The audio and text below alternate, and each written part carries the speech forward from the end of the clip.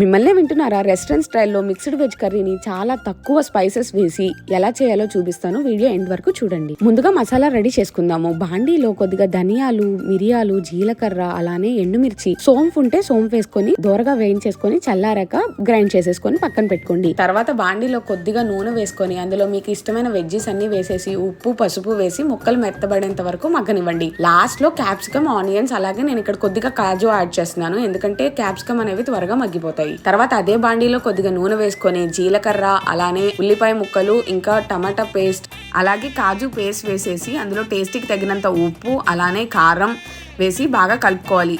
ఉప్పు అనేది కొద్దిగా వేసుకోండి, ఎందుకంటే ఆల్రెడీ వెజ్జెస్లో యాడ్ చేసి ఉంటాం కాబట్టి.